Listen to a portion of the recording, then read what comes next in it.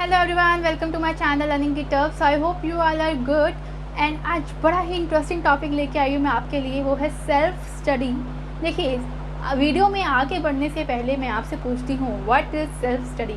मुझे कमेंट करके ज़रूर बताइएगा कि आपके लिए सेल्फ स्टडी क्या है। देन वीडियो को आगे देखिए, self study means self practice. Self practice मतलब कि आपने कितनी प्रैक्टिस की है अपनी तरफ से उस कॉन्सेप्ट को समझने के लिए, कितने एफर्ट लगाए हैं। देखिए, सेल्फ प्रैक्टिस सिर्फ स्टडी के लिए ही इम्पॉर्टेंट नहीं है। ज़िंदगी में आपको कोई भी चीज़ करनी हो, इवन एंड कि अगर आपको गवर्नमेंट पेपर्स क्लियर करने हैं, उसमें कितनी सेल्फ प्रैक्टिस ज़रूरत है, कितनी आपने कंसंट्रेशन से पढ़ा, कितनी सेल्फ प्रैक्टिस की है, बहुत डिपेंड करता है। अगर उसमें मैथ के क्वेश्चंस हैं तो आपने जितने प्रैक्टिस किए होंगे, जितने एमसीक्यूज क्वेश्चन सॉल्व किए होंगे, उसे हम सेल्फ प्रैक्टिस कहते हैं, सेल्फ स्टडी कहते हैं। ठीक है, हमें कौन कौन से पॉइंट्स में प्रॉब्लम आई, वो जो पॉइंट्स होते हैं जब हम टीचर से समझते हैं, हमारे कंसेप्ट्स और क्लियर होते जाते हैं, इसे कहते हैं सेल्फ स्टडी। और सेल्फ स्टडी जब आपकी रोज़ की एक डेली हैबिट बन जाए ना, आपको अपने अंदर कुछ अलग ही इम्प्रूवमेंट सीखने को मिलेगी। क्लास में जब आपसे कोई क्वेश्चन पूछा जाएगा और आपको अगर वो कंसेप्ट क्लियर है, आप हाथ खड़ा करेंगे तो उससे आपको अलग ही खुशी होगी, अलग ही इम्प्रूवमेंट होगी।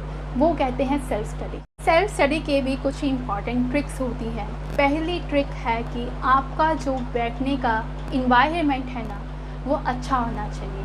अच्छा होने का मतलब ये नहीं कि स्टडी टेबल और चेयर होनी ज़रूरी है। जिसके पास नहीं है, ये नहीं कि पेरेंट्स के पास जाओ कि स्टडी टेबल आके दो। पहले देखो, जिसने पढ़ना है वो कहीं भी पढ़ सकता है। बेड पे पढ़िए, ज़मीन पे पढ़िए। इवन देन मैं बेड पे पढ़ती हूँ, मुझे बेड पे ही पढ़ना अच्छा लगता है।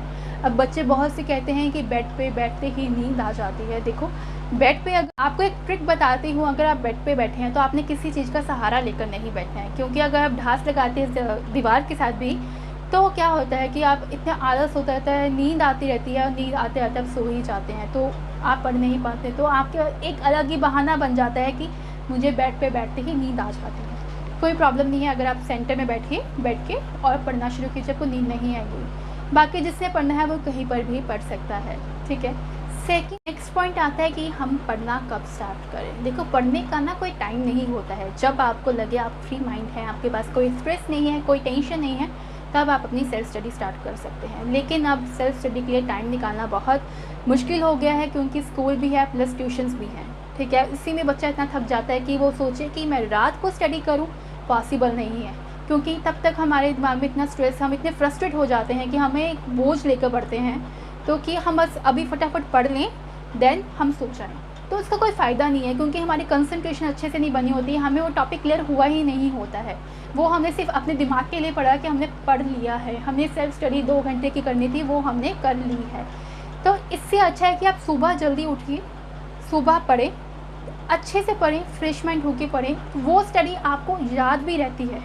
जो सुबह पढ़ते हैं ना, वो वर्ड याद रहता है, वो सब्जेक्ट्स जो आपने पढ़े हैं वो याद रहते हैं। लाइक सुबह के मुहूर्त को ब्रह्म मुहूर्त कहा जाता है, कि एक आपका माइंड जो है वो फ्रेश हुआ होता है, तो वो स्टडी बहुत अच्छी होती है। तो अब बात आती है हम सेल्फ स्टडी कितनी आवर्स की करें। देखिए, आवर्स डिपेंड नहीं करते हैं, डिपेंड करते हैं आपने कितना अच्छा पढ़ा है।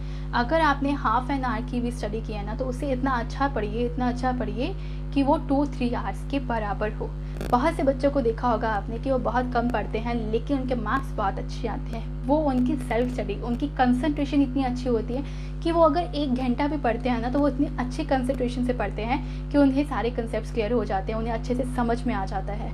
कुछ स्टूडेंट्स होते हैं, उन्हें धीरे धीरे समझ में आता है, तो कोई प्रॉब्लम नहीं है, आप थोड़ा ज़्यादा टाइम दीजिए उन बच्चों से ज़्यादा, तो आप भी अच्छा स्कोर कर पाएंगे। आता है रिवीजन। देखिए, रिवीजन के लिए तो मैं बैठी हूँ, मेरी वीडियोस इतनी सारी आ रही हैं, मैराथन सीरीज आ रही हैं, मैथ्स के टॉपिक्स निकल रहे हैं, टेक्निक्स निकल आ रही हैं, एंड फिजिक्स के टॉपिक्स की वीडियोस भी आ रही हैं। अब ऐसे ही कंटिन्यूसली आती रहेंगी, और ऐसी ही स्टडी टिप्स के लेकर भी वीडियोस आती रहेंगी। तो बने रहिए मेरे साथ, और तब तक के लिए पढ़ते रहिए अच्छे से, और जो भी टॉपिक्स मैं करवा रही हूँ उन्हें अच्छे से समझिए, क्योंकि वो अब सारे टॉपिक्स एमसीक्यूज क्वेश्चंस के रिलेटेड ही हैं। मैं पूरा डिटेल में पढ़ा रही हूँ, ताकि आपके एमसीक्यू क्वेश्चंस अच्छे से सॉल्व हो जाएं। ठीक है, तो रिवीजन भी अच्छे से कीजिए और पढ़िए भी अच्छे से, और मिलते हैं नेक्स्ट वीडियो में। तब तक के लिए बाय। और अगर आपको वीडियो पसंद आई हो तो like, share, comment and subscribe to my channel.